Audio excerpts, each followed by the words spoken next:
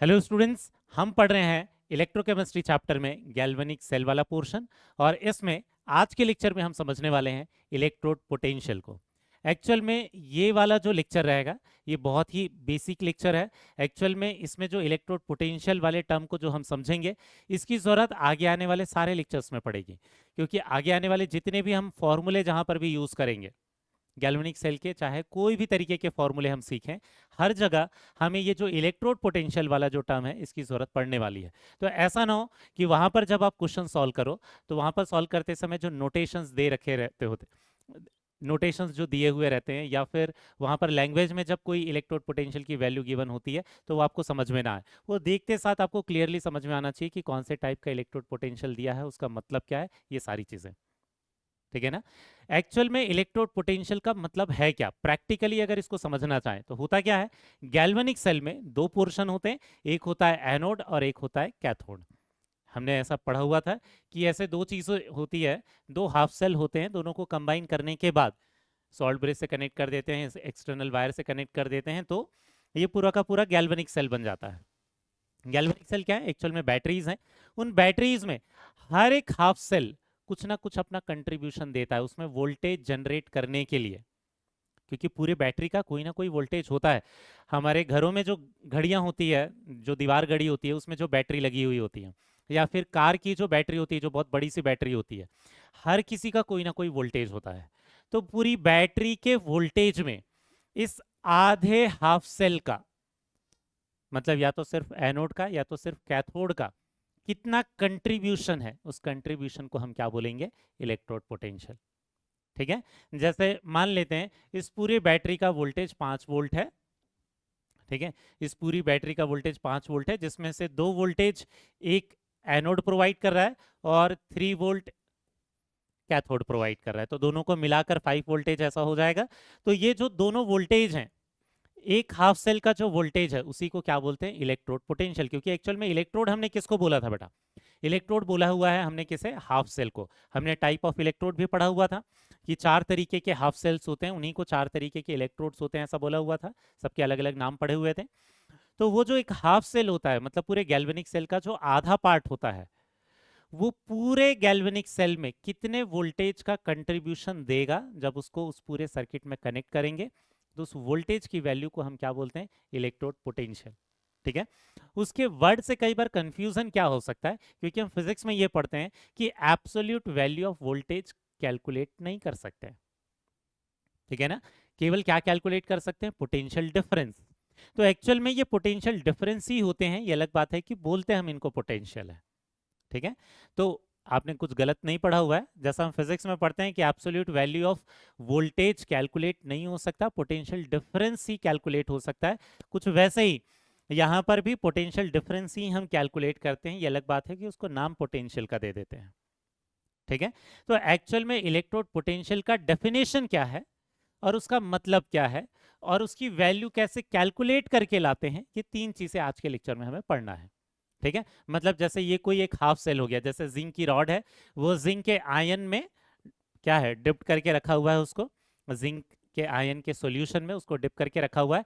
तो ये वाला जो पूरा हाफ सेल है, इसका इलेक्ट्रोड पोटेंशियल का मतलब क्या है। ठीक है। उसकी जो वैल्यू है ये कैसे कैलकुलेट करके लाएंगे, और रिएक्शन में अगर वो वैल्यू दी हुई है तो उससे हम क्या मीनिंग निकालेंगे, ये चीजें आज के लेक्चर में हमें पढ़ना है। तो आज का पूरा लेक्चर पूरा थ्योरी बेस्ड रहेगा, लेकिन ये बहुत अच्छे से आपको आना चाहिए बेटा। अदरवाइज आप क्वेश्चन में देखकर आप समझ नहीं पाओगे, कहीं ना कहीं कंफ्यूजन रहेगा आपको। ठीक है। तो पहले ये देख लेते हैं इसको एक्चुअल में डिफाइन कैसे करते हैं, फिर उसका एक्चुअल मीनिंग समझ लेंगे। ठीक है। तो इलेक्ट्रोड पोटेंशियल एक्चुअल में इसको डिफाइन कैसे करते हैं, हम बोल देते हैं यहाँ पर जैसे ये जिंक की रॉड है और ये किस पर डिप्ड है, Zn2 प्लस सोल्यूशन, ऐसे सोल्यूशन में जिसमें Zn2 प्लस है उसमें डिप करके रखा हुआ है। तो हम क्या करते हैं, डिफाइन कैसे करते हैं, इलेक्ट्रोड पोटेंशियल एक्चुअल में क्या बोलते हैं, पोटेंशियल डिफरेंस। ठीक है, क्या बोलेंगे, potential difference, potential difference between electrode, या जब हम ऐसा इलेक्ट्रोड बोल रहे हैं, वैसे तो इलेक्ट्रोड का मतलब हाफ सेल होता है, कई बार हम इलेक्ट्रोड किसके लिए वर्ड यूज करते हैं, मेटल रॉड के लिए भी। ठीक है। तो potential difference between metal rod and electrolyte in its surrounding. Electrolyte किसको बोल रहे हैं? जो चीज उस सॉल्यूशन में डिसॉल्व है। तो एक्चुअल में उस सॉल्यूशन की बात कर रहे हैं, ठीक है। तो ये जो सॉल्यूशन है उसी को हम क्या बोल रहे हैं, क्योंकि उसमें कोई ना कोई आयंस डिसॉल्व है तो उसके लिए इलेक्ट्रोलाइट वर्ड यूज कर रहे हैं, ठीक। तो ये जो सॉल्यूशन है, और ठीक है, ये जो सॉल्यूशन है और ये जो आयंस है, ये सॉल्यूशन में जो आयंस है और ये जो मेटल रॉड है, इन दोनों के बीच में जो पोटेंशियल डिफरेंस रहेगा इसको हम क्या बोलते हैं? Electrode potential. लेकिन इसको कैलकुलेट करना पॉसिबल नहीं है, हम उसको डिफाइन ऐसे करते हैं लेकिन उसकी वैल्यू कुछ अलग तरीके से निकालेंगे, क्योंकि हम वोल्टेज की वैल्यू तब तक नहीं निकाल पाएंगे जब तक हमारी सर्किट कंप्लीट नहीं होगी। तो हम कोई ना कोई एक सर्किट में इसे कनेक्ट कर देंगे और इसकी वैल्यू किसी दूसरे तरीके से कैलकुलेट करके लाएंगे। लेकिन अगर इसकी डेफिनेशन हम बोले तो डेफिनेशन क्या हो जाएगा? मेटल की रॉड और उस सॉल्यूशन के बीच में जो पोटेंशियल डिफरेंस होगा, उस पोटेंशियल डिफरेंस को हम क्या बोल देंगे? Electrode potential. ये तो इसका डेफिनेशन हुआ। लेकिन इसकी जो वैल्यू रहती है, ठीक है, वो एक्चुअल में होता क्या है? ये एक्चुअल में पोटेंशियल, ये जो इलेक्ट्रोड पोटेंशियल है ये है क्या एक्चुअल में? ये क्या है? It is voltage, it is voltage provided by half cell. इसका एक्चुअल मीनिंग ये है, ठीक है। आपको डेफिनेशन आएगा तो ऊपर वाली चीज ही लिखना है क्योंकि वो एनसीईआरटी ने दे रखा है, लेकिन इसकी मीनिंग समझने के लिए दूसरा स्टेटमेंट जो हम लिख रहे हैं वो इंपॉर्टेंट है। It is voltage provided by, ठीक है, half cell. It is voltage provided by half cell in a galvanic cell. पूरा का पूरा जो गैल्वेनिक सेल होता है या वोल्टाइक सेल होता है, उसमें वो हाफ सेल कितने वोल्टेज का कंट्रीब्यूशन दे रहा है, उस वैल्यू को, उस वोल्टेज की वैल्यू को हम क्या बोलते हैं? Electrode potential. समझ में आ गया बेटा? तो ये दोनों चीजें हैं, लेकिन अगर आप एक्चुअल में विजुअलाइज करना चाहो, एक्चुअल में रियलाइज करना चाहो कि उस पोटेंशियल का मतलब क्या है, तो ये दूसरा वाला स्टेटमेंट ज्यादा अच्छा स्टेटमेंट है, ठीक है। और इसकी वैल्यू से हम और क्या बता सकते हैं? एक्चुअल में इसकी वैल्यू से और क्या बता सकते हैं? Its value can be used to predict, its value can be used to predict tendency for reduction और ऑक्सीडेशन। मतलब वो जो हाफ सेल है वो उसकी टेंडेंसी रिडक्शन वाली रिएक्शन में पार्टिसिपेट करने की ज्यादा है या ऑक्सीडेशन वाली रिएक्शन में पार्टिसिपेट करने की ज्यादा है, ये बता सकते हैं इसकी वैल्यू से। कैसे बताएंगे ये आगे समझेंगे, ठीक है। फॉर रिडक्शन और ऑक्सीडेशन। समझ में आ गया बेटा? ठीक है। तो इसकी जो वैल्यू है इसको यूज कर सकते हैं, इसकी वैल्यू से हम ये बता सकते हैं कि कौन से केमिकल की टेंडेंसी ज्यादा है रिडक्शन में पार्टिसिपेट करने की और किसकी टेंडेंसी ज्यादा है ऑक्सीडेशन में पार्टिसिपेट करने की, ठीक है। तो ये तो हो गया इसका बेसिक डेफिनेशन। अब हम ये देखते हैं कि ये जो इलेक्ट्रोड पोटेंशियल है इसको कैसे अलग अलग तरीके से क्लासिफाई करते हैं, कैसे अलग अलग नाम देते हैं, ठीक है। तो वो जो हाफ सेल का जो भी वो जो वोल्टेज देने वाला होगा उसे बोल रहे हैं इलेक्ट्रोड पोटेंशियल। लेकिन इसको दो तरीके से क्लासिफाई करते हैं। एक हम क्या बोलते हैं? Reduction potential. इसे हम क्या बोलते हैं? Reduction potential. और एक दूसरा हम क्या बोलते हैं? Oxidation potential. ध्यान देना बेटा, जो इलेक्ट्रोड पोटेंशियल है उसके लिए हम सिंबल कौन सा यूज करते हैं? ई सिंबल यूज करते हैं, ठीक है। तो पूरे इलेक्ट्रोकेमिस्ट्री में जहां पर भी वो कैपिटल ई वाला सिंबल आएगा उसका मतलब क्या है? इलेक्ट्रोड पोटेंशियल है, जिसको दो तरीके से क्लासिफाई करते हैं। एक बोलते हैं रिडक्शन पोटेंशियल और एक बोलते हैं ऑक्सीडेशन पोटेंशियल। नाम से समझ में आ रहा होगा, जो रिडक्शन की रिएक्शन करवा के पोटेंशियल की वैल्यू दे रहा होगा, जो पोटेंशियल की वैल्यू रिडक्शन की रिएक्शन के बाद आई होगी उसे क्या बोल देंगे? Reduction potential. जो ऑक्सीडेशन की रिएक्शन को रिप्रेजेंट कर रहा होगा, मतलब वो वोल्टेज ऑक्सीडेशन की वैल्यू से अगर जनरेट हुआ है, ऑक्सीडेशन की रिएक्शन से अगर वो वोल्टेज की वैल्यू जनरेट हुई है तो उसे क्या बोलेंगे? Oxidation potential. मतलब रिडक्शन पोटेंशियल किसके लिए होता है? For reduction reaction, for reduction reaction. मतलब उस हाफ सेल के अंदर रिडक्शन की रिएक्शन हुई और रिडक्शन की रिएक्शन करवा के उसने जो वोल्टेज दिया उसे हम क्या बोल देंगे? Reduction potential. वैसी ऑक्सीडेशन पोटेंशियल कौन सी रिएक्शन के लिए होता है? For oxidation reaction. अगर किसी हाफ सेल ने ऑक्सीडेशन की रिएक्शन करवाकर वोल्टेज जनरेट किया है तो उसे हम क्या बोल देंगे, ऑक्सीडेशन पोटेंशियल। समझ में आ गया। इसको कई बार रिडक्शन पोटेंशियल को और कैसे लिख देते हैं, ई और सबस्क्रिप्ट में रिडक्शन या सिर्फ रेड करके शॉर्टकट लिख देते हैं। वैसे ही ऑक्सीडेशन पोटेंशियल को हम ऐसा लिख देते हैं। समझ में आ गया, क्लियर हुआ क्या। ये दो तरीके के पोटेंशियल होते हैं। अगेन इसकी वैल्यू कैसे निकालते हैं ये आगे पढ़ेंगे बेटा, पहले हम नाम समझ लेते हैं, ठीक है। इसके बाद नेक्स्ट कई बार हमें ये दो टर्म भी देखने को मिलते हैं, स्टैंडर्ड रिडक्शन पोटेंशियल और स्टैंडर्ड ऑक्सीडेशन पोटेंशियल। इन दोनों वर्ड्स का मतलब समझ लेते हैं। जब भी आपके पास ये स्टैंडर्ड वर्ड आएगा, ठीक है, चाहे किसी भी पोटेंशियल के लिए हो, चाहे रिडक्शन के लिए हो या ऑक्सीडेशन के लिए हो, जब भी स्टैंडर्ड वर्ड आएगा उसका मतलब क्या है, आपको तीन कंडीशन मेंटेन यहां पर है, ये आपको पता रहना चाहिए, ठीक है। कैसे, जहां पर भी स्टैंडर्ड कंडीशन आएगी उसका मतलब ये है कि concentration of ion half cell के अंदर जो भी आयन प्रेजेंट है उसका कॉन्सेंट्रेशन कितना होना चाहिए, 1 मोलार, ठीक है। वैसे ही प्रेशर ऑफ गैस, जो भी गैस अगर इलेक्ट्रोड है तो अगर उसमें गैस काम कर रहा है तो, अदरवाइज तो देखने की जरूरत नहीं है, वो क्या होना चाहिए, 1 बार और 1 एटीएम दिया हुआ होना चाहिए। वैसे तो स्टैंडर्ड प्रेशर 1 बार होता है लेकिन 1 एटीएम को लगभग बराबर मान लेते हैं। और तीसरी चीज, जो टेम्परेचर होगा वो टेम्परेचर कितना होना चाहिए बेटा, 25 डिग्री सेल्सियस और 298 केल्विन। अगर ये तीनों कंडीशन मेंटेन्ड है, ठीक है, अगर ये तीनों कंडीशन मेंटेन्ड है तब जाकर जो वोल्टेज की वैल्यू आएगी, चाहे फिर वो रिडक्शन के रिएक्शन से आए चाहे ऑक्सीडेशन के लिए रिएक्शन से आए, उसको हम क्या बोलेंगे, स्टैंडर्ड रिडक्शन पोटेंशियल या स्टैंडर्ड ऑक्सीडेशन पोटेंशियल। समझ में आया। तो जब भी ये स्टैंडर्ड रिडक्शन पोटेंशियल है, कहने का मतलब हाफ सेल जो भी है हमारा वो रिडक्शन की रिएक्शन के बाद वो वोल्टेज वाली वैल्यू दे रहा है, लेकिन कंडीशन ये होनी चाहिए, ठीक है। स्टैंडर्ड ऑक्सीडेशन पोटेंशियल का मतलब ये है कि वो ऑक्सीडेशन की रिएक्शन से उस वोल्टेज की वैल्यू को दे रहा है, लेकिन कॉन्सेंट्रेशन ऑफ आयन 1 मोलार होना चाहिए, गैस का जो प्रेशर है वो 1 बार होना चाहिए और जो टेम्परेचर है वो 25 डिग्री सेल्सियस होना चाहिए। अगर ये तीन कंडीशन मेंटेन नहीं है तो हम स्टैंडर्ड वर्ड यूज नहीं कर सकते। समझ में आ गया। स्टैंडर्ड रिडक्शन पोटेंशियल को हम कैसे शो करते हैं, ई नॉट रिडक्शन। वैसे ही स्टैंडर्ड ऑक्सीडेशन पोटेंशियल को हम कैसे शो करते हैं, ई नॉट ऑक्सीडेशन। अगर उसकी पावर में आपको वो जीरो दिखाई दे रहा है, नॉट दिखाई दे रहा है, तो आपको समझ जाना है कि हम स्टैंडर्ड कंडीशन से उस वैल्यू को निकाल कर लाए हैं।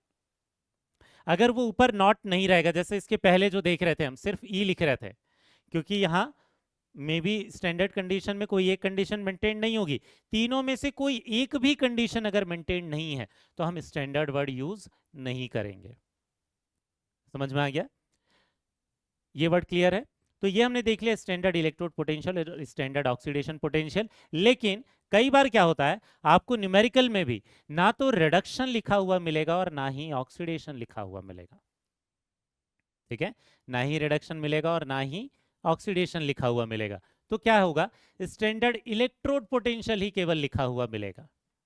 अगर रिडक्शन और ऑक्सीडेशन क्वेश्चन में कहीं पर भी मेंशन नहीं है तो आपको क्या करना है, आपको ये अज्यूम करना है कि एक्चुअल में ये क्या है, स्टैंडर्ड रिडक्शन पोटेंशियल है, मतलब हम रिडक्शन की रिएक्शन के लिए पोटेंशियल लिख रहे हैं।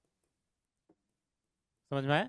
एक्चुअल में हम रिडक्शन की रिएक्शन के लिए जो जिस पोटेंशियल की वैल्यू को लिखते हैं स्टैंडर्ड कंडीशन पर, उसे स्टैंडर्ड इलेक्ट्रोड पोटेंशियल बोलते हैं। तो आईयूपीएसी के हिसाब से जो रिडक्शन की रिएक्शन है वो स्टैंडर्ड रिएक्शन है, ऑक्सीडेशन की नहीं, क्योंकि किसी को तो एक स्टैंडर्ड मानना पड़ेगा, अदरवाइज कंफ्यूजन होने लगता है कि कौन से इलेक्ट्रोड पोटेंशियल की हम बात कर रहे हैं। तो अगर हमारे पास रिडक्शन और ऑक्सीडेशन वर्ड मेंशन नहीं है और आपको क्वेश्चन में कहीं पर भी स्टैंडर्ड इलेक्ट्रोड पोटेंशियल लिखा हुआ है, उसका मतलब ये है कि हम स्टैंडर्ड रिडक्शन पोटेंशियल की बात करें, हम हमेशा रिडक्शन की रिएक्शन को स्टैंडर्ड मानेंगे। समझ में आ गया। अब इसके बाद नेक्स्ट मेन चीज पर आ जाते हैं कि वो जो वैल्यूज जो हम बोल रहे हैं वो वैल्यूज हम कैसे निकालेंगे। जो हाफ सेल है, क्योंकि पूरा सर्किट कंप्लीट होना चाहिए, क्योंकि हम वोल्टेज की वैल्यू किससे निकालते हैं, यूजुअली वोल्टमीटर कनेक्ट करके निकालते हैं, ठीक है ना। तो अगर वोल्टेज की वैल्यू चाहिए तो हमें एक सर्किट कंप्लीट करना पड़ेगा, और अकेला अगर हाफ सेल ले लेंगे तो अकेले हाफ सेल से सर्किट थोड़ी ना कंप्लीट होगा। सर्किट कंप्लीट करने के लिए हमेशा कोई ना कोई दूसरा हाफ सेल कनेक्ट उसके साथ करना पड़ेगा, एक पूरा का पूरा सर्किट कंप्लीट करना पड़ेगा, तब जाकर हम उसके पोटेंशियल डिफरेंस की वैल्यू निकाल कर ले आएंगे। ठीक है, तो एक्चुअल में हम क्या करते हैं, ध्यान देना, इस प्रोसेस को ध्यान देना। यहाँ पर बहुत सारे लोगों को कंफ्यूजन हो जाता है, क्योंकि पोटेंशियल हम बोल रहे हैं लेकिन एक्चुअल में किसी एक दूसरे हाफ सेल के साथ पोटेंशियल डिफरेंस निकाल कर लाएंगे और उसकी वैल्यू को ही पोटेंशियल बोल देंगे। ठीक है, तो प्रोसेस क्या है, किसी भी हाफ सेल के इलेक्ट्रोड पोटेंशियल की वैल्यू निकालने का प्रोसेस क्या है। यहां हम क्या करेंगे, जिस भी हाफ सेल की वैल्यू के वोल्टेज की वैल्यू निकालनी है, जिस भी हाफ सेल के लिए ई नॉट की वैल्यू निकालनी है, ई नॉट कहने का मतलब स्टैंडर्ड रिडक्शन पोटेंशियल की उसकी अगर वैल्यू निकालनी है। ठीक है, तो कैसे निकालेंगे ये समझना।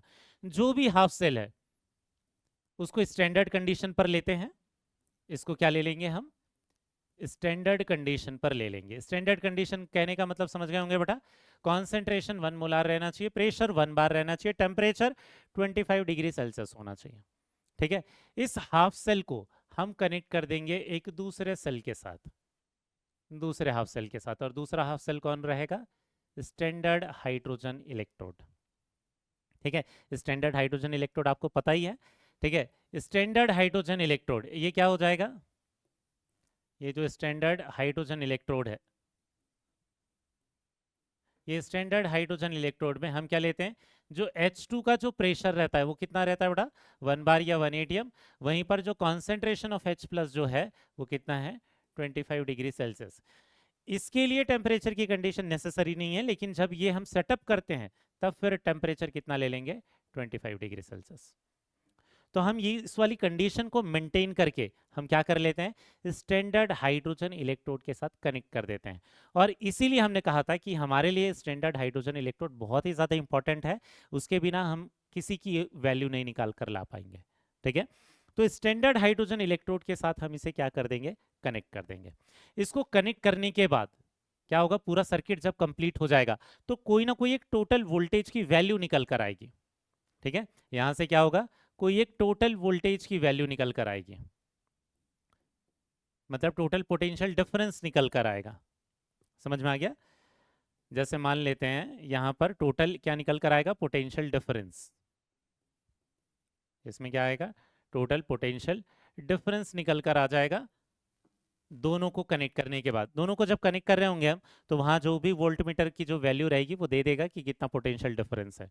पोटेंशियल डिफरेंस की वैल्यू किस में आएगी, वोल्टेज वाली यूनिट में आएगी, वोल्ट वाली यूनिट में रहेगी, वोल्ट की यूनिट में रहेगी। समझ में आ गया। अब ये वोल्ट वाली यूनिट में जब हम इसका पोटेंशियल डिफरेंस निकाल लेंगे तो हम क्या करते हैं, ध्यान देना, हम ये पूरी की पूरी जो वैल्यू है ये हाफ सेल की अज्यूम कर लेंगे, ये मानते हुए कि हाइड्रोजन की वैल्यू 0 है।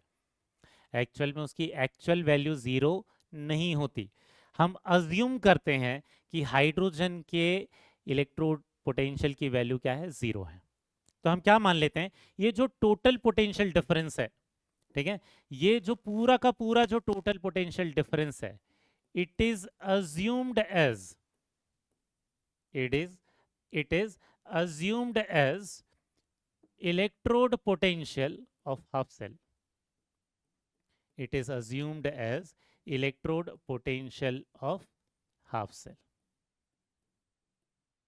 ठीक है, तो किसी को लग रहा होगा सर ऐसा क्यों अज्यूम कर सकते हैं, ऐसे में तो गड़बड़ हो जाएगी। एक्चुअल में कोई गड़बड़ नहीं होती, क्योंकि उसकी जो वैल्यूज हैं एक्चुअल में वो रिलेटिव वैल्यूज हैं। जैसे हम रिलेटिव वेलोसिटी वाला कंसेप्ट पढ़ते हैं वैसे वो रिलेटिव वैल्यू है, लेकिन उसकी वैल्यू रिलेटिव लेने से भी कोई दिक्कत नहीं आती, क्योंकि हर बार हमें डिफरेंस ही निकालना होता है। ठीक है, तो उससे कोई प्रॉब्लम क्रिएट नहीं होती।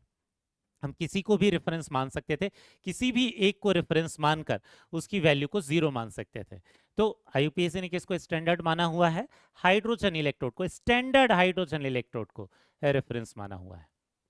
ठीक है, तो ये टोटल जो वैल्यू रहेगी हम पूरा का पूरा हम क्या मान लेंगे, ये इसी हाफ सेल की वैल्यू है। क्यों, क्योंकि ये हम अज्यूम करते हैं, ध्यान रखना ऐसा होता नहीं है, लेकिन ये हम अज्यूम करते हैं कि स्टैंडर्ड हाइड्रोजन इलेक्ट्रोड के लिए जो इलेक्ट्रोड पोटेंशियल की वैल्यू है, स्टैंडर्ड हाइड्रोजन इलेक्ट्रोड के लिए जो इलेक्ट्रोड पोटेंशियल की वैल्यू है ये कितनी है, 0 है। समझ में आया? इस एजम्पशन के कारण वो जो टोटल वैल्यू आई है, हम ये मान लेते हैं कि इसी हाफ सेल से आया है, उसका कंट्रीब्यूशन 0 है। ऐसा एक्चुअल में नहीं होगा बेटा, थोड़ा ना थोड़ा कंट्रीब्यूशन हाइड्रोजन का रहेगा, थोड़ा कंट्रीब्यूशन उस दूसरे हाफ सेल का भी रहेगा, लेकिन जो टोटल वैल्यू निकल कर आएगी हम उसी हाफ सेल की वैल्यू मान लेंगे। तो हर एक हाफ सेल के लिए हमारे पास ढेर सारे हाफ सेल पॉसिबल हो पाते हैं, ढेर सारे इलेक्ट्रोड बनते हैं, जिंक का अलग, मरकरी का अलग, सिल्वर का अलग, सोडियम का अलग, वाटर का अलग, बहुत सारे केमिकल्स हैं, ठीक है, गिनती ही नहीं है उसकी। लेकिन जिस भी हाफ सेल की हमें वैल्यू निकाल कर लाना होता है, किसकी, ई नॉट की, स्टैंडर्ड कंडीशन पर, ठीक है, स्टैंडर्ड कंडीशन पर जिस भी सेल के लिए हमें, जिस भी हाफ सेल के लिए हमें वैल्यू निकालना होता है, हम उसे कनेक्ट कर देते हैं स्टैंडर्ड हाइड्रोजन इलेक्ट्रोड के साथ, जो भी टोटल वैल्यू आती है उस हाफ सेल की वैल्यू मान लेते हैं। ठीक है, कुछ दो एग्जांपल से समझते हैं, ठीक है, ध्यान देना, एग्जांपल से समझ रहे हैं ताकि आपको एकदम क्लियर हो जाएगा बेटा। यहां देखना, अगर मुझे जिंक हाफ सेल की वैल्यू चाहिए, ठीक है, हमें किसकी वैल्यू चाहिए, जिंक हाफ सेल की वैल्यू चाहिए, तो हम क्या ले लेंगे, Zn2 प्लस ले लेंगे, उसका कॉन्सेंट्रेशन स्टैंडर्ड कंडीशन पर ले लेंगे 1 मोलार, यहां तो कोई गैस है नहीं, इसको कनेक्ट कर देंगे किसके साथ, स्टैंडर्ड हाइड्रोजन इलेक्ट्रोड के साथ। स्टैंडर्ड हाइड्रोजन इलेक्ट्रोड में क्या रहेगा, H प्लस का कॉन्सेंट्रेशन रहेगा 1 मोलार, और प्रेशर कितना रहेगा, 1 बार या 1 atm मान सकते हैं हम इसे, H2 गैस, क्योंकि वो गैस है तो वहां पर हम प्रेशर कितना मान लेंगे, 1 बार वाला प्रेशर या 1 atm वाला प्रेशर मान लेंगे। ठीक है, स्टैंडर्ड कंडीशन पर हमने उसे कनेक्ट कर दिया, क्लियर हो गया। अब क्या होगा, हम इसकी टोटल वोल्टेज की वैल्यू निकाल कर लाएंगे, टोटल पोटेंशियल डिफरेंस निकाल कर लाएंगे। ठीक है, इन दोनों सेल को जब पूरा सर्किट में कंप्लीट कर देते हैं तो इन दोनों के बीच में जो पोटेंशियल डिफरेंस की जो वैल्यू आती है वो कितनी आती है, 0.76 वोल्ट। समझ में आया, इसमें जो वैल्यू आती है क्या हो जाती है, 0.76 वोल्ट। लेकिन ये वैल्यू कैसे आती है, ध्यान देना, ये वैल्यू आती है, ये जिंक में क्या होता है, एक्चुअल में ऑक्सीडेशन होता है, जिंक में एक्चुअल में क्या होता है, ऑक्सीडेशन होता है, और ये जो हाइड्रोजन होता है इसमें क्या होता है, रिडक्शन, क्योंकि हमें पता है कि एक तरफ अगर ऑक्सीडेशन हो रहा है तो दूसरे तरफ तो नेसेसरी क्या है, रिडक्शन हो रहा होगा, तभी जाके ये रिएक्शन कंप्लीट होगी। ठीक है, आपको कैसे पता चलेगा कि किस में ऑक्सीडेशन होगा या किस में रिडक्शन, आगे सीखेंगे बेटा, अभी फिलहाल के लिए इसको एग्जाम्पल जो मैं बता रहा हूँ वैल्यू कैसे निकाल कर लाते हैं ये बस समझना। ये मैं बता रहा हूँ कि इसमें ऑक्सीडेशन होता है और ये रिडक्शन होता है, बाद में आप खुद से भी निकालना सीख जाओगे, ठीक है, कि किस में ऑक्सीडेशन होगा और किस में रिडक्शन। ठीक है, तो इसमें ऑक्सीडेशन हुआ, उसमें रिडक्शन हुआ, उन दोनों ने रिएक्शन करवा के एक टोटल वोल्टेज की वैल्यू दी कितनी, 0.76 वोल्ट। लेकिन हम क्या करेंगे, हम ये अज्यूम कर लेंगे, हम ये अज्यूम कर लेंगे कि ये जो वोल्टेज की वैल्यू है ये इस हाफ सेल का इलेक्ट्रोड पोटेंशियल है। हम ये अज्यूम कर लेंगे कि 0.76 वोल्ट है, ये क्या है, electrode potential, electrode potential of zinc half cell. क्यों ऐसा क्यों अज्यूम कर रहे हैं, क्योंकि हमने ये बोला है कि स्टैंडर्ड हाइड्रोजन इलेक्ट्रोड के लिए वैल्यू हमेशा क्या मानेंगे, 0 मानेंगे, उसका कंट्रीब्यूशन 0 मान लेते हैं हर बार। ठीक है, तो ये जिंक हाफ सेल का कंट्रीब्यूशन है, लेकिन ये किससे आया है, बाय ऑक्सीडेशन रिएक्शन से आया है, ऑक्सीडेशन की रिएक्शन में पार्टिसिपेट करके उसने इतनी वैल्यू जनरेट की है, तो हम क्या बोलेंगे, इसे ऑक्सीडेशन पोटेंशियल बोल देंगे। तो हम क्या बोल देंगे कि स्टैंडर्ड ऑक्सीडेशन पोटेंशियल, ठीक है, standard oxidation potential of zinc half cell, of zinc half cell, ये कितनी निकल कर आ जाएगी वैल्यू, ये आ जाएगा प्लस 0.76 वोल्ट। तो वो जिस भी रिएक्शन में पार्टिसिपेट कर रहा है उसी का पोटेंशियल हम प्लस मान लेते हैं। समझ में आ रहा है, क्योंकि जिंक ऑक्सीडेशन की रिएक्शन में पार्टिसिपेट कर रहा था तो स्टैंडर्ड ऑक्सीडेशन पोटेंशियल हम प्लस 0.76 वोल्ट मान लेंगे।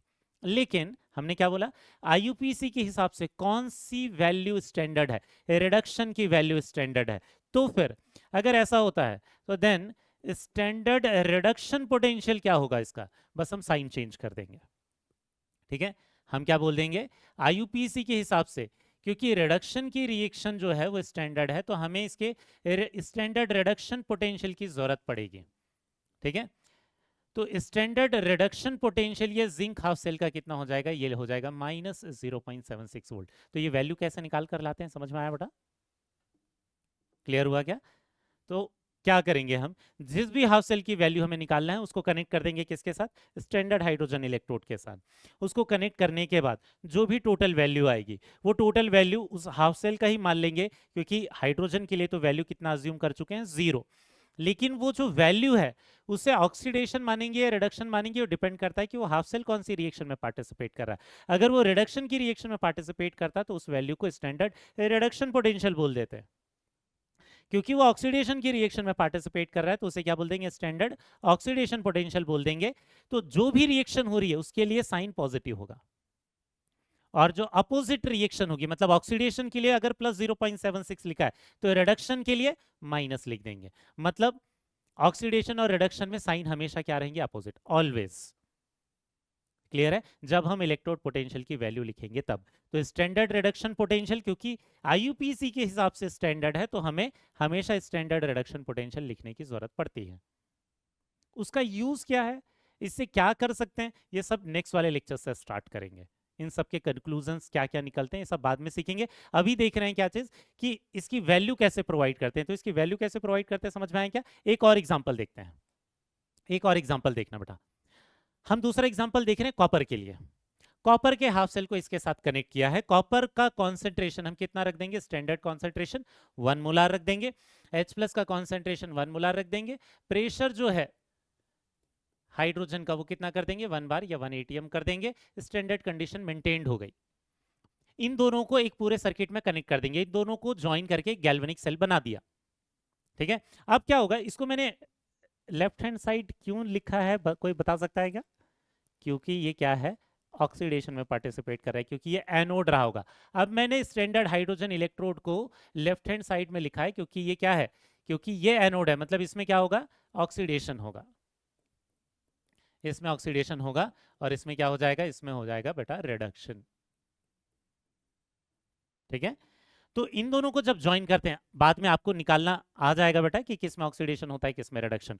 जब इन दोनों को कनेक्ट करेंगे और फिर वोल्टमीटर से वोल्टेज की वैल्यू निकालेंगे तो हमारे पास क्या निकल कर आएगा, टोटल पोटेंशियल डिफरेंस निकल कर आएगा। इसको ध्यान से समझना बेटा, क्योंकि एनसीईआरटी में ये 2-3 लाइन में ही इसे निपटा दिया है, तो उसको पढ़कर कई बार लोगों को क्लियर नहीं होता कि एक्चुअल में हम कैसे निकालते हैं वैल्यूज। ध्यान से देखना, बहुत सारे एग्जाम्पल से देख रहे हैं। ये जो टोटल पोटेंशियल डिफरेंस की जो वैल्यू आती है, इसमें मैं वैल्यू बता रहा हूँ बेटा, आपको ये याद नहीं रखना है। ठीक है, इसमें जो टोटल पोटेंशियल डिफरेंस की जो वैल्यू आती है वो 0.34 वोल्ट होता है। वो कोई प्लस माइनस नहीं होगा, वो तो वोल्टेज की वैल्यू होगी, प्लस माइनस हम देंगे। ठीक है, क्यों? क्योंकि अब कॉपर में कौन सी रिएक्शन हो रही है, रिडक्शन की। तो ये जो टोटल वैल्यू है वो किसकी वैल्यू मान लेंगे, कॉपर के हाफ सेल की वैल्यू मान लेंगे। ठीक है, तो हम ये अज्यूम कर लेंगे, हम ये अज्यूम कर लेंगे क्या, कि स्टैंडर्ड, ठीक है, या फिर electrode potential, electrode potential of copper half cell, electrode potential of copper half cell is +0.34। Plus लिख रहे हैं हम, उसी रिएक्शन के लिए प्लस लिखेंगे जो रिएक्शन यहां पर हो रही है, हाइड्रोजन के साथ कनेक्ट करने पर जो रिएक्शन हो रही है। तो ये सेल इज क्या हो जाएगा, +0.34 वोल्ट बाई क्या हो रहा है, रिडक्शन रिएक्शन, बाई रिडक्शन। तो क्योंकि इसमें रिडक्शन की रिएक्शन हो रही है तो इस वैल्यू को क्या बोलेंगे, स्टैंडर्ड रिडक्शन पोटेंशियल।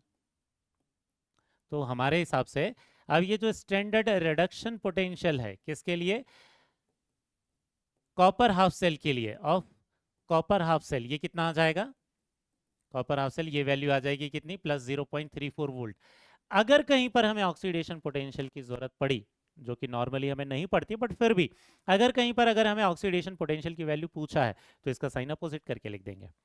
ठीक है, तो फिर अगर इन केस हमें क्वेश्चन में पूछा है कि इसका स्टैंडर्ड ऑक्सीडेशन पोटेंशियल क्या होगा, तो standard oxidation potential of copper half cell ये क्या हो जाएगा, ये -0.34 वोल्ट हो जाएगा। समझ में आ गया बेटा? ठीक है, तो हमने क्या बोला, इसकी वैल्यू कैसे प्रोवाइड करते हैं, ध्यान से समझना बेटा। हम वैल्यू प्रोवाइड करने के लिए क्या करते हैं, स्टैंडर्ड हाइड्रोजन इलेक्ट्रोड को कनेक्ट कर देते हैं किसी हाफ सेल के साथ। जितनी भी टोटल वोल्टेज की वैल्यू आती है वो पूरे उस हाफ सेल की वैल्यू मान लेते हैं, और उस इलेक्ट्रोड पोटेंशियल को रिडक्शन नाम देंगे या ऑक्सीडेशन नाम देंगे, ये कौन डिसाइड करेगा, ये डिसाइड करेगा कि उसमें रिएक्शन कौन सी हो रही है। कॉपर के केस में क्योंकि रिडक्शन की रिएक्शन हो रही है तो उसे स्टैंडर्ड रिडक्शन पोटेंशियल बोल दिया। जिंक के केस में क्योंकि ऑक्सीडेशन की रिएक्शन हो रही थी तो हमने उसे स्टैंडर्ड ऑक्सीडेशन पोटेंशियल बोल दिया। समझ में आया, यहां तक आपको समझ में आ गया होगा। इसके बाद एक दो टर्म है जो आपको पता रहना चाहिए, एक है प्राइमरी रेफरेंस और एक क्या है, सेकेंडरी रेफरेंस। प्राइमरी रेफरेंस जो इलेक्ट्रोड है, एक्चुअल में ये क्या है, primary reference electrode and secondary reference electrode. इनका मतलब क्या है, एक्चुअल में क्या है, जो हम हर जगह पर स्टैंडर्ड हाइड्रोजन इलेक्ट्रोड को कनेक्ट करके जो वैल्यू निकाल रहे हैं उसे प्राइमरी रेफरेंस इलेक्ट्रोड बोलते हैं, क्योंकि वही हमारा मेन रेफरेंस है। ठीक है, तो प्राइमरी रेफरेंस इलेक्ट्रोड कौन सा है बेटा, स्टैंडर्ड हाइड्रोजन इलेक्ट्रोड। समझ में आ गया। सेकेंडरी रेफरेंस इलेक्ट्रोड कौन है, तो इस प्राइमरी रेफरेंस इलेक्ट्रोड कौन हो जाएंगे, जिनके साथ मतलब स्टैंडर्ड हाइड्रोजन के साथ कनेक्ट करके जिन सबकी वैल्यू निकाल कर लाते हैं, जिसके रिस्पेक्ट में बाकियों की वैल्यूज लिखते हैं उसे। लेकिन होता क्या है, हाइड्रोजन इलेक्ट्रोड को यूज करना बहुत ज्यादा डिफिकल्ट होता है, इसकी कंडीशन मेंटेन करना बहुत ज्यादा डिफिकल्ट होता है। तो कई बार हम क्या करते हैं, एक बार स्टैंडर्ड हाइड्रोजन इलेक्ट्रोड के साथ कनेक्ट करके किसी और सेल की वैल्यू निकाल के ला लेते हैं और फिर उस दूसरे सेल को यूज करके बाकियों की वैल्यूज निकालते हैं। ठीक है, तो उन्हें हम क्या बोलते हैं, सेकेंडरी रेफरेंस इलेक्ट्रोड बोलते हैं। तो सेकेंडरी रेफरेंस इलेक्ट्रोड कौन से होते हैं, जिन इलेक्ट्रोड की वैल्यू, जिन इलेक्ट्रोड के लिए जो वैल्यू ऑफ वोल्टेज है, वैल्यू ऑफ ई नॉट जो है, ये पहले हम निकालते हैं। ठीक है, with respect to standard hydrogen electrode, ये पहले निकाल कर ले आते हैं। ठीक है, इलेक्ट्रोड की जो ई नॉट की वैल्यू है वो with respect to standard hydrogen electrode निकाल कर ले आते हैं। फिर क्या करते हैं, फिर हम E naught of other half cell निकालते हैं, E naught of other half cell with respect to this electrode, with respect to this electrode। ऐसे इलेक्ट्रोड को हम क्या बोलते हैं, सेकेंडरी रेफरेंस इलेक्ट्रोड बोलते हैं। ठीक है, ये सिर्फ थ्योरी के लिए आपको पता रहना चाहिए बेटा, इसका न्यूमेरिकल में कोई काम नहीं है। ठीक है, तो ये जो सेकेंडरी रेफरेंस इलेक्ट्रोड है इसका एक एग्जांपल कौन सा है, कैलोमल इलेक्ट्रोड।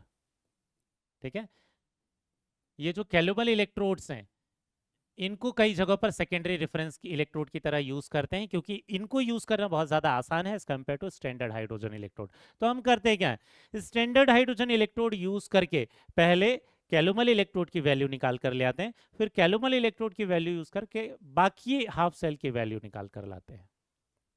इसलिए उसे सेकेंडरी इलेक्ट्रोड बोल रहे हैं, क्योंकि उसको डायरेक्टली यूज नहीं कर सकते, पहले उसकी वैल्यू वेरीफाई करनी पड़ती है किससे, स्टैंडर्ड हाइड्रोजन इलेक्ट्रोड की वैल्यूज से।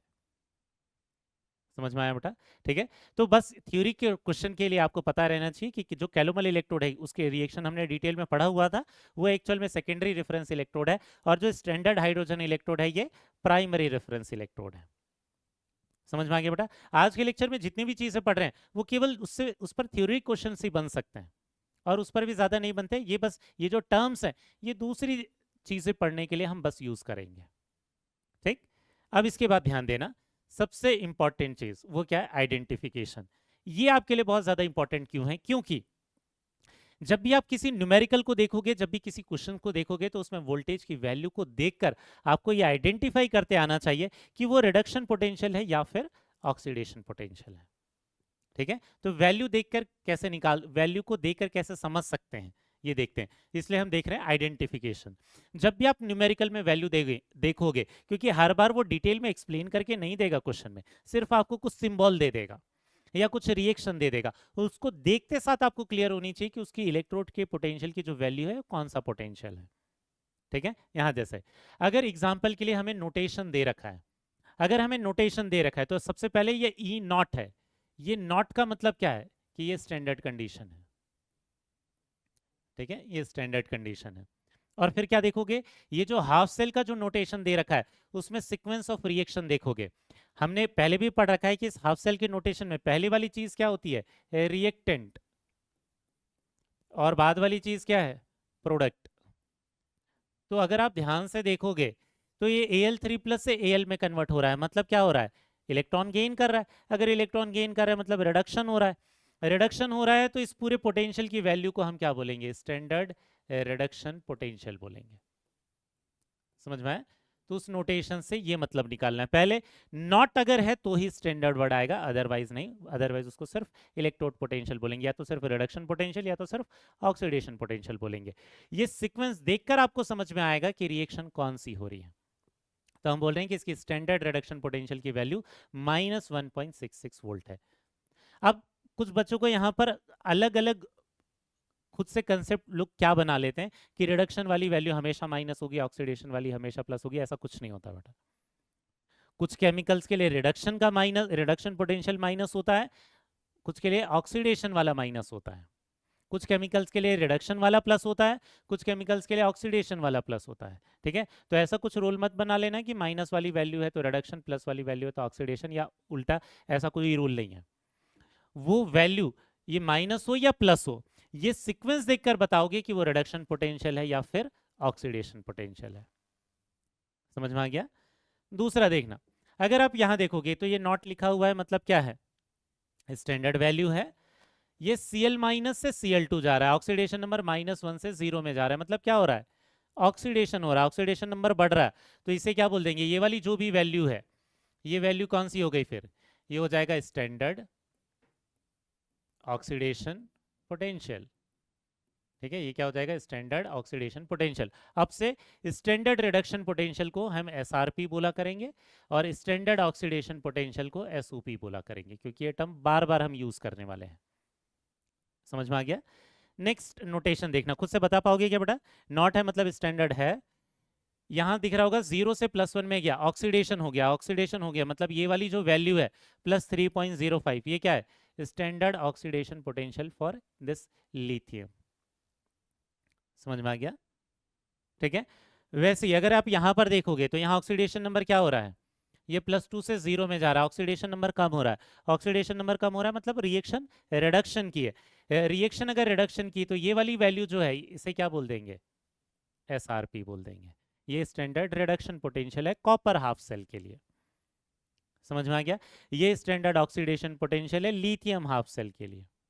ध्यान में रखना, कुछ बच्चे लिख देते हैं लिथियम के लिए वैल्यू, नहीं, ना तो ये सिर्फ लिथियम की वैल्यू है, ना तो ये सिर्फ लिथियम प्लस की वैल्यू है, ये दोनों के लिए वैल्यू है, पूरे हाफ सेल के लिए वैल्यू है, जिसमें ये दोनों पार्ट होंगे, लिथियम भी होगा लिथियम प्लस भी होगा। ये केवल एक चीज की वैल्यू नहीं है। हम बोलने के लिए सिर्फ लिथियम हाफ सेल बोल देते हैं, बट लिथियम हाफ सेल में ये दोनों चीजें प्रेजेंट है, इन दोनों पेयर के लिए वो वैल्यू है।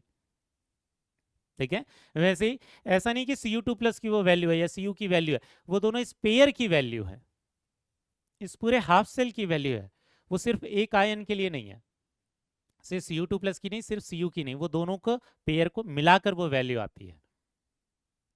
समझ में आया? ये नोटेशन से आइडेंटिफाई कर लोगे बेटा। इसके बाद दूसरा, कई बार क्या हो सकता है कि कुछ क्वेश्चंस में आपको केवल रिएक्शन दी हुई रहेगी और यहां नीचे से ये नोटेशन गायब होंगे। यहां दिख रहा है E0 के नीचे सबस्क्रिप्ट में कुछ भी नहीं लिखा हुआ है। तो कई बार आपको क्या होता है, क्वेश्चन में सिर्फ रिएक्शन गिवन होती है, तो जो रिएक्शन गिवन है उस रिएक्शन के हिसाब से उसका नाम लिख दोगे। जैसे ये वाला जो है, ये गेन ऑफ इलेक्ट्रॉन है, गेन ऑफ इलेक्ट्रॉन मतलब रिडक्शन की रिएक्शन है। अगर रिडक्शन की रिएक्शन है तो ये वाली वैल्यू क्या हो जाएगी, ये वाली वैल्यू स्टैंडर्ड रिडक्शन पोटेंशियल हो जाएगी। ठीक है, वैसे ही ये वाली रिएक्शन अगर देखोगे तो ये कौन से है, ऑक्सीडेशन की रिएक्शन है। अगर ये ऑक्सीडेशन, क्योंकि लॉस ऑफ इलेक्ट्रॉन है, ये ऑक्सीडेशन नंबर बढ़ रहा है, क्योंकि ये ऑक्सीडेशन की रिएक्शन है, तो ये वाली वैल्यू जो भी है ये क्या है, SOP वैल्यूज है। एक एग्जांपल और दे देता हूं बेटा, वरना बच्चे ये समझ लेते हैं कि वो प्लस वाली हमेशा SRP रहेगा, माइनस वाला SOP, ऐसा कुछ नहीं है। वो रिएक्शन को देखकर हमने बताया, वो माइनस हो या प्लस हो इससे हमें लेना देना अभी नहीं है। ठीक, यहाँ देखना, अगर एक दूसरी रिएक्शन है कौन सी, Ag प्लस इलेक्ट्रॉन, और ये क्या बना रहा है, Ag, इसमें सामने E0 की वैल्यू कितनी दे रखी है, +0.8 वोल्ट। ठीक है, या फिर इसी का उल्टा, Ag से क्या बना रहा है, Ag प्लस इलेक्ट्रॉन, यहाँ पर E0 की वैल्यू क्या है, -0.8 वोल्ट। तो यहाँ क्या दिख रहा है, अगर ऊपर वाली रिएक्शन को देखें, क्योंकि सबस्क्रिप्ट में कुछ नहीं लिखा है, तो ये रिएक्शन कौन सी है? रिडक्शन की है। रिडक्शन की वैल्यू है तो ये कौन सी वैल्यू हो जाएगी? एसआरपी की। ये वाली रिएक्शन कौन सी है? ऑक्सीडेशन की रिएक्शन है, ऑक्सीडेशन की वैल्यू है तो ये कौन सी हो जाएगी? एसओपी की। समझ में आ गया बेटा? इसके अलावा कुछ और भी एग्जांपल लिख सकते थे हम, यही ध्यान देना। अगर मैंने क्या लिख दिया, एल, ये क्या बना रहा है? Al3 प्लस 3 इलेक्ट्रॉन, और इसके सामने ई नॉट की वैल्यू कितनी लिखी हुई है? Plus 1.66 volt. तो यहाँ क्या दिख रहा है? रिएक्शन अगर आप ध्यान से देखोगे, क्योंकि नोटेशन तो है नहीं, रिएक्शन देखोगे तो रिएक्शन कौन सी है? ऑक्सीडेशन की।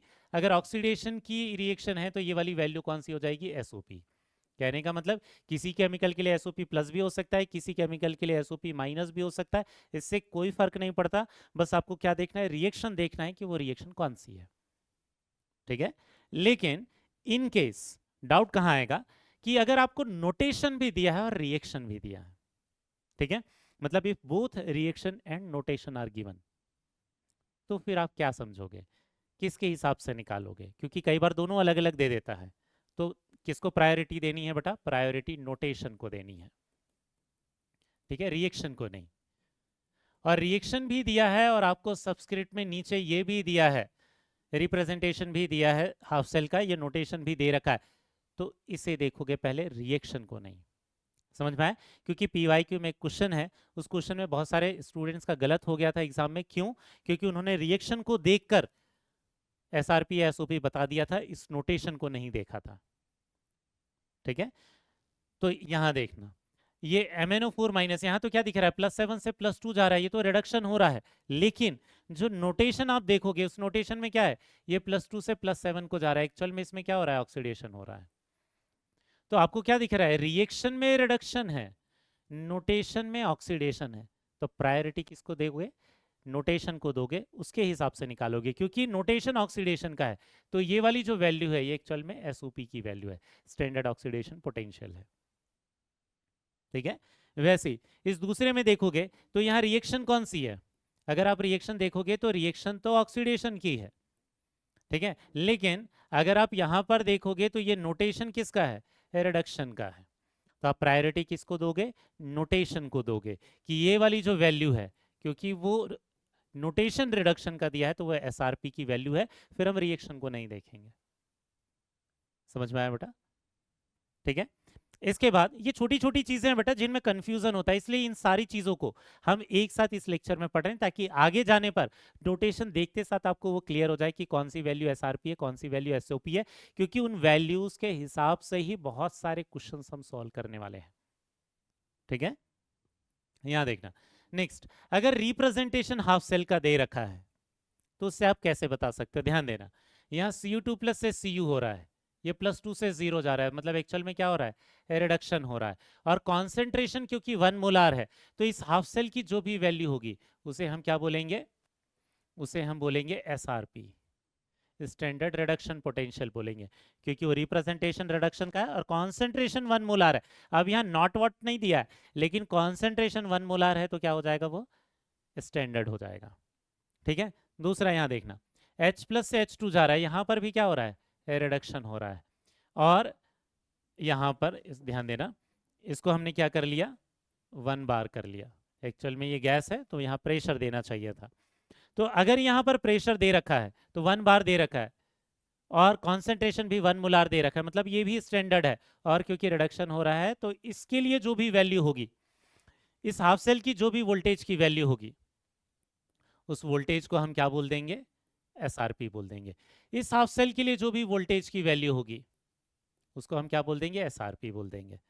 ठीक है, वैसे ही नीचे वाली रिप्रेजेंटेशन को देखना बेटा, यहाँ पर क्या है?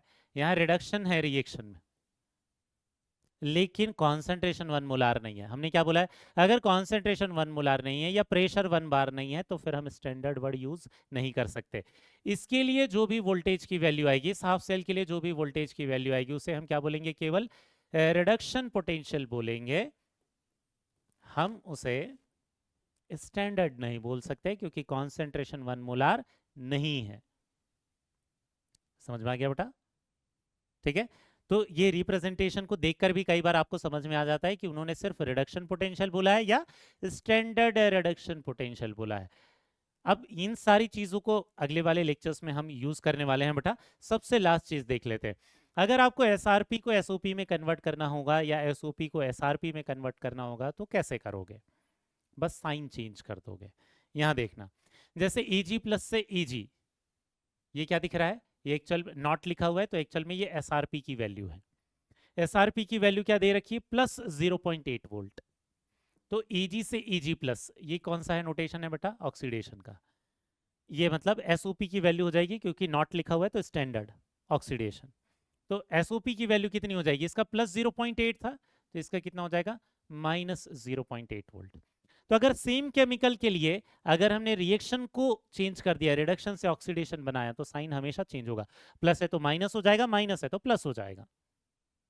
ठीक है, दूसरे नोटेशन को देखना। यहां पर अगर आप ध्यान से देखोगे तो ये ऑक्सीडेशन है और नॉट लिखा है तो स्टैंडर्ड। तो standard oxidation potential, standard oxidation potential की वैल्यू किस में दे रखी है? प्लस 1.66 दे रखी है। तो ये क्या है? ये रिडक्शन है।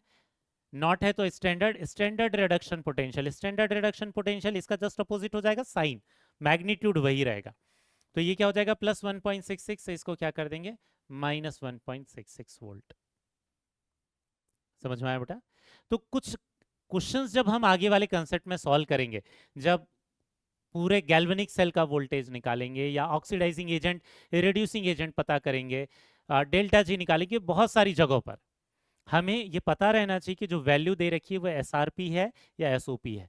तो कई बार क्वेश्चन में अगर एसओपी दिया रहेगा तो कई बार एसआरपी में हमें कन्वर्ट करना पड़ेगा, और उसीलिए ये जो इंटर कन्वर्जन है ये पता रहना चाहिए। सेम केमिकल के लिए एसआरपी और एसओपी के लिए मैग्नीट्यूड सेम रहेगा, साइन हमेशा अपोजिट रहेंगे। अगर एसआरपी निगेटिव है तो ये पॉजिटिव हो जाएगा, अगर एसआरपी पॉजिटिव है तो ये निगेटिव हो जाएगा। समझ में आ गया?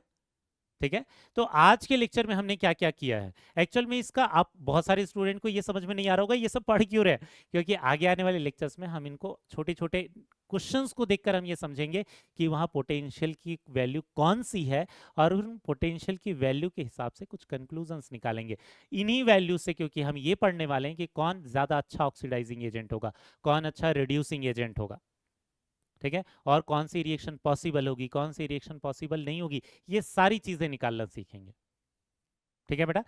तो आज के लेक्चर्स में हमने क्या क्या पढ़ लिया है? पहली चीज ये पढ़ लिया है कि इलेक्ट्रोड पोटेंशियल की डेफिनेशन क्या है। दूसरी चीज इसकी वैल्यू इलेक्ट्रोड पोटेंशियल का मतलब क्या है, स्टैंडर्ड इलेक्ट्रोड पोटेंशियल का मतलब क्या है, और इनकी वैल्यू हम कैलकुलेट करके कैसे लाते हैं। क्वेश्चन में अगर ये हमें नोटेशन दिया रहता है, रिएक्शन दिया रहता है, दोनों दिए रहते हैं, तो फिर हम उससे क्या मतलब निकालते हैं, उससे कैसे बताते हैं कि वो एसआरपी की वैल्यू है या एसओपी की वैल्यूज है। ठीक है, अब मिलेंगे नेक्स्ट वाले लेक्चर में, और नेक्स्ट वाले लेक्चर में हम ये सीखेंगे कि better oxidising agent, better reducing agent हम कैसे निकालते हैं। ठीक है, एक सीरीज पढ़ने वाले बेटा, इन्हीं वैल्यूज को अरेंज करके एक सीरीज पढ़ते हैं, और उस सीरीज के बेसिस पर बहुत सारे अलग अलग कंक्लूजन्स निकाल कर लाते हैं। तो मिलेंगे नेक्स्ट वाले लेक्चर में, इन्हीं कंसेप्ट को जारी रखेंगे गैल्वेनिक सेल के लिए। तब तक के लिए बाय बेटा।